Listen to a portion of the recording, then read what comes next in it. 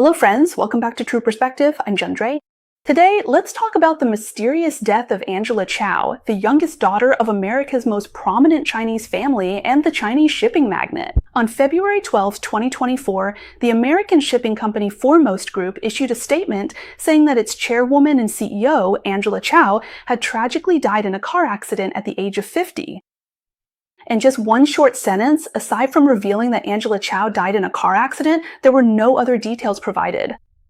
But what was surprising was that after this obituary was released, the American media were all completely silent and didn't report on it at all.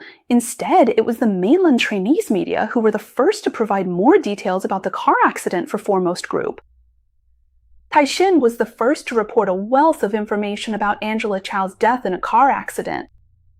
Even more shocking, 3 days later, on February 15th, the American police actually refuted the rumors, saying that Angela Chao did not die in a car accident at all, but drowned in a pond on a private ranch in Texas. It was said that her Tesla reversed into the pond, causing her to drown. The cause of death is just too suspicious. There are so many mysteries surrounding Angela Chao's death, a little scrutiny is enough to send chills down your spine. First, who is Angela Chao? She was the youngest of the 6 Chao sisters and served as the chairwoman and CEO of Foremost Group. So, what kind of family is the Chao family? The Chao family's roots are in business. Angela Chao's father founded Foremost Group, a company that started with maritime shipping and later became the largest Chinese-owned shipping company in the United States. Angela Chao inherited her father's legacy and became known as the Chinese female shipping magnate in America. Next, the Chao family's highlight is in politics. This is a family that can move freely among the highest echelons of political power in both of the world's largest economies, the United States and China. As an American family, the Chao family's influence in China is extraordinarily large. Angela Chao's father, James Chao, was born in China. When he was a student in Shanghai, he was schoolmates with Jiang Zemin. Later, due to the Chinese Civil War, he went to Taiwan and eventually moved to the United States. After the thaw in US-China relations, James Chao returned to China in the 1980s and soon began a series of visits to China, establishing his image as a successful overseas Chinese who remained devoted to his homeland. During his visits to China, James Chao met with the top leader Deng Xiaoping. After Jiang Zemin came to power, he was received by Jiang at his residence at least 6 times. You can imagine that the Zhao family was such a significant presence in China that even the highest leaders personally received them as patriotic overseas Chinese. In the United States, the Zhao family's influence on the highest circles of power is mainly thanks to the eldest daughter, Elaine Chao. As early as the Reagan administration, Elaine Chao entered the U.S. federal government, serving as Deputy Administrator of the Federal Maritime Administration, and was later nominated as Secretary of Labor in the Bush administration. During President Trump's administration, she once again served as Secretary of Transportation in the cabinet. Elaine Chao, who comes from a family with close ties to the Chinese Communist Party, had a relatively smooth political career in her early years. This was partly because, at that time, the U.S. government still didn't fully recognize the true nature of the CCP, and U.S.-China relations were still in a honeymoon phase. As a result, American politicians with some CCP connections were nowhere near as sensitive an issue as they are today. Secondly, the Zhao family's past experiences in Taiwan also added a layer of ambiguity to Elaine Chao's identity. As we mentioned earlier, after Zhao's father, James S.C. Chao, left China, he went to Taiwan, and Elaine Chao was actually born in Taiwan. As a result, for quite some time, the media described Elaine Chao as being of Taiwanese descent, which meant that she was publicly seen as having both Chinese and Taiwanese identities. She even visited Taiwanese presidents like Ma Ying-jeou and Tsai Ing-wen. Well, for politicians, maximizing their identity to gain favor is just standard practice. So whether Elaine Chao represented the interests of the Chinese Communist Party was not easy to tell in the early years. Third, Elaine Chao's husband is Mitch McConnell, the long-serving senator from Kentucky. From 2015 to 2021, Mitch was the Senate Majority Leader and also the Republican leader in the Senate. Now he is the Minority Leader. Whether it's Elaine Chao herself or her husband, both have enabled the Chao family to move flexibly within the highest circles of political power in the United States. This is the Chao family behind Angela Chao, a powerful family with extraordinary status on both sides of the Pacific, and with strong connections to the highest centers of power in the world's two superpowers. For such a family, the sudden and untimely death of the youngest daughter is already enough to draw a lot of attention. The key point is, this incident is also full of bizarre elements. First and foremost is the mysterious cause of Angela Chao's death. On the 12th, Foremost Group issued a statement saying that Angela Chao died in a car accident. With the death of such a public figure, you would expect a flood of reports and tributes. But the entire American media scene was strangely silent. In contrast, the media in mainland China responded very quickly, not only reporting Angela Chao's death, but also promptly releasing details about the car accident. The mainland media outlet Caixin was the first to reveal details of the car accident, saying that the accident happened on February 10th, which was 2 days before Foremost issued the obituary. Angela Chao was on her way to a business meeting being held in Texas. According to the local police report, you see they even cited the local police report. At the time of the incident, the vehicle Angela Chao was riding in was hit by a speeding truck that ran a red light. Angela Chao was pronounced dead at the scene. Afterwards, the truck driver was arrested and charged with drunk driving and manslaughter. This version sounds very detailed and convincing, but in fact, an American blogger said on his show that he has a source. He personally went to the Austin, Texas Police Department to inquire and checked the official website. From February until now, there hasn't been any fatal truck-related accident in the area, nor has any truck driver been charged with manslaughter for hitting and killing someone. This is fake news. Just as this fatal version of the story was going viral in mainland China, the American media could no longer stay silent. After all, Angela Chao is a celebrity. Not only is she the chairwoman of the largest Chinese-American shipping company in the US, she's also the sister-in-law of current Senate Minority Leader Mitch McConnell. It wasn't really an option to keep ignoring it, so they started reporting on it. However, they only reported her death and didn't provide any additional information about the cause of death or other details.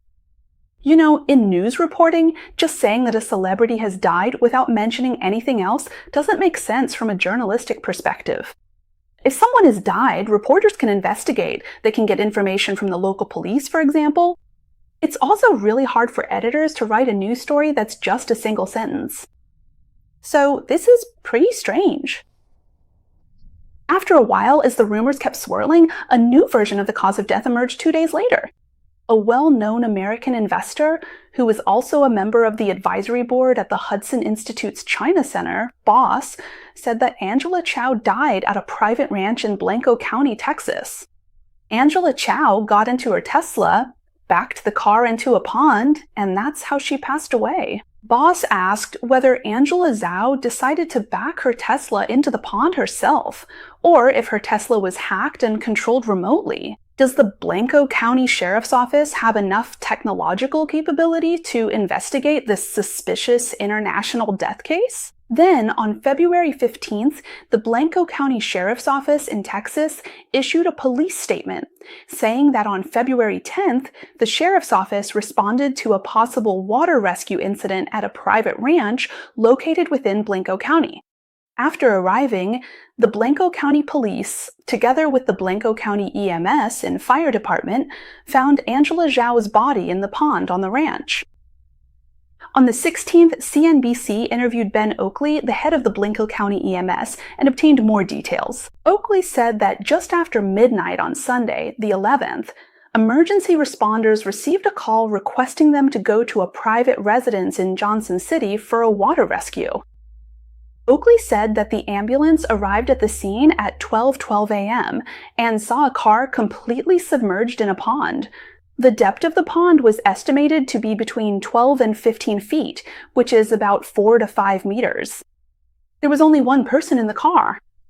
Rescue personnel pulled the woman out of the car and performed resuscitation on her for 43 minutes, but were unsuccessful. Oakley said there were no signs indicating how the car ended up in the pond.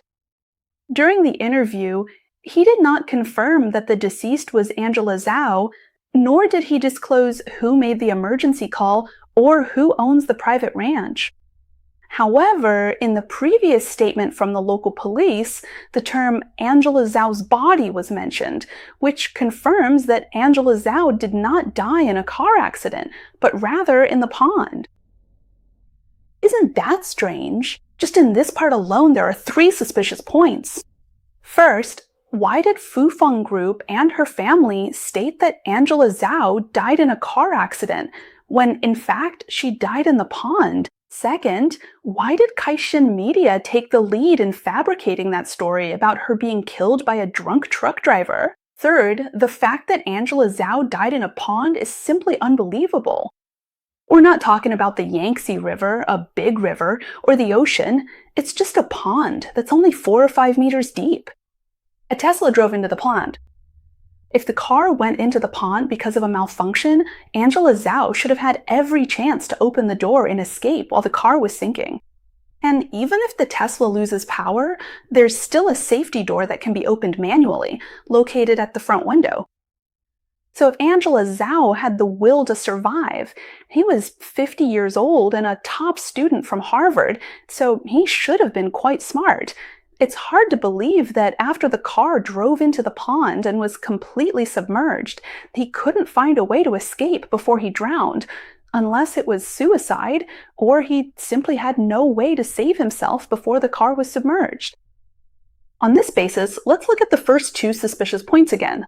Why did the Zhao family lie? He clearly died in the pond, yet they claimed he died in a car accident. If they didn't want to disclose the location and cause of Angela Zhao's death, they could have just issued a vague statement, like the one before, saying he unfortunately passed away due to certain reasons. There was no need to go out of their way to make up a lie and insist it was a car accident. Besides, wouldn't the powerful Zhao family know that Angela Zhao's death would be uncovered by the media and independent journalists in the United States, where the news environment is much freer? After all, the truth always comes out in the end. If their lie gets exposed, wouldn't that make things even more awkward and suspicious? Isn't that just unnecessary and shooting themselves in the foot? So it's really hard to reasonably explain why the Zhao family would go out of their way to make a roundabout statement and fabricate a lie to announce the death, unless the cause of death being a car accident was intentional, done on purpose. If there was a purpose behind it, it's hard to believe that purpose would serve the interests of the United States. Because, like we said earlier, there's no need for it. The truth will come out eventually, and it would just backfire. So this purpose is hard to explain within the American context. This also suggests why, for a period after Zhao Wenji's death, the American media collectively kept silent, probably at the request of the Zhao family, hoping to downplay the incident and keep things as low-key as possible. But ironically, it was precisely this unusual silence that drew people's attention. If it weren't for Bass's revelations, the public's suspicions, and the police statement from Blanco County 3 days later, Zhao Anji's death would have simply been seen as a car accident. So the car accident explanation offers no benefit in the US, only drawbacks. But it's a different story in China. The car accident explanation perfectly matches the details about her death that Caixin added. There are 2 possibilities here. One is that the Zhao family themselves came up with the car accident story and then fed it to the Chinese media. But that doesn't really make sense. For the same reason as before, the Zhao family had no need to do that, because if it was exposed in the US, it would be a huge embarrassment. The other possibility is that the Chinese side first established the car accident narrative and had the Zhao family cooperate to keep the story consistent. Logically, this explanation makes more sense. But the underlying implications are just too dark. If the Zhao family was acting under someone's orders to use the car accident story, then the details about the car accident reported by Caixin are really worth examining. Caixin is run by Hu Shili, and whose person is Hu Shili? She's Wang Qishan's person. And Wang Qishan has close ties with Zhao Wenji's older sister, Elaine Chao. Back in 2019, during the enthronement ceremony of Japan's new emperor, Taiwan Set News captured footage of Wang Qishan and Elaine Chao having a private conversation. The person with his back to the camera is Wang Qishan, and the one talking to him is Elaine Chao. They were standing behind all the other guests, and those seated in front of them were all heads of state-level figures. From their body language during the conversation, you can tell that Elaine Chao was the audience, the listener, while Wang Qishan was the one actively speaking. During this exchange, Elaine Chao didn't keep her gaze fixed on Wang Qishan's face. She appeared quite relaxed, whereas Wang Qishan took the initiative to make eye contact with her from time to time. It was a bit like Wang Qishan deliberately used this opportunity to find Elaine Chao, sent away the people around them, and specifically wanted to tell her something. The backdrop for this conversation was the US-China trade war. As the Chinese Communist Party's trade war negotiator, was it possible that Wang Qishan wanted to use Elaine Chao to pass a message to the United States? Another background is that Elaine Chao had just been investigated by Congress regarding her ties to the Chinese Communist Party. Congress's investigation into her took place in mid-September 2019, while this meeting happened in late October. At such a sensitive time, for Elaine Chao to still dare to have a private conversation with Wang Qishan at an international event under the scrutiny of the world's media can only mean that in this environment, she either did not dare or was unable to refuse Wang Qishan. Now, Wang Qishan has already been sidelined by Xi Jinping, and Hu Shili has openly challenged Xi Jinping several times. If Angela Chao's death has even the slightest connection to the Chinese Communist Party, then isn't Hu Shili's obviously fabricated reporting, in a way, helping to whitewash the CCP, and indirectly putting Xi Jinping on the hot seat? Of course, this is under the premise that Angela Chao's death is related to the CCP. So is Angela Chao's death actually connected to the CCP or not? It's hard for me to make guesses without evidence, but the deep ties between the CCP and the Zhao family make it impossible to completely rule out this possibility. First of all, Foremost Group, which Angela Chao managed, is far more deeply tied to the CCP than what the outside world sees. In China's shipbuilding industry, Foremost is a household name. In 2006, at the Diayutai State Guest House in Beijing, a grand signing ceremony was held between China's state-owned China Shipbuilding and Foremost Group. That time, Foremost placed an order for 4 Capesize bulk carriers from China Shipbuilding in one go. Including the orders from 2002, China Shipbuilding received a massive order for 8 Capesize bulk carriers from Foremost Group alone. Starting from that year, Foremost became the largest customer for China's ship exports to the United States. Even before this, Foremost had already contributed to the Chinese Communist Party's shipbuilding industry multiple times at critical moments. For example, in 1987, when the global shipping industry was going through tough times, Foremost placed orders for 2 64,000-ton super bulk carriers, the Xingmei and Yumei, with Shanghai's Jiangnan shipyard. During the same period, a company connected to Jiang Zemin that sold radar equipment to the Chinese military paid dividends to the Zhao family. Another example, in 2002, when the global shipbuilding industry was once again in decline and China's shipbuilding sector was struggling, Foremost once again sent orders to the Chinese Communist Party, placing an order for 12 large bulk carriers with a shipyard in Shanghai, and later added several more 200,000-ton cargo ships. At that time, this kind of move was considered a bold gamble against the market trend. So, did Foremost make its money from the United States? No, most of it actually came from China. For years, Foremost received extremely low-interest loans, amounting to hundreds of millions of dollars, from a Chinese state-owned bank, and the company's main business was also helping the Chinese Communist Party transport raw materials from around the world into China. In 2010, Foremost's ship, the Baomei, was launched. According to records from a Hong Kong company, the purchase of the Baomei was made by Foremost using a loan of up to $89,600,000 from the Export-Import Bank of China. At the time, with this loan, in addition to buying the ship, Foremost also bought another ship. According to data collected by Vessels Value, a company that tracks shipping data, from January 2018 to April 2019, Foremost ships made a total of 152 voyages, of which 91 were either to or from China. This accounted for 72% of Foremost's total shipping tonnage during that period. So for many years, Foremost's business model has been heavily dependent on the Chinese Communist Party, taking out ultra-low interest loans from Chinese banks, placing orders with Chinese shipyards, and doing business in Chinese shipping. This is a classic Chinese business model that we've talked about many times on the show, using connections to secure loans, sending the money overseas for a spin, and then bringing it back to China for investment. The whole process fattens up the powerful figures along the entire chain of interests. This money, which is exported and then brought back for domestic sales, also turns into foreign investment that the elites use to divvy up the spoils. So over the years, Foremost's growth has been inseparable from the protection and support of the Chinese Communist Party. And Angela Chao, who inherited her father's business, has continued this close cooperation.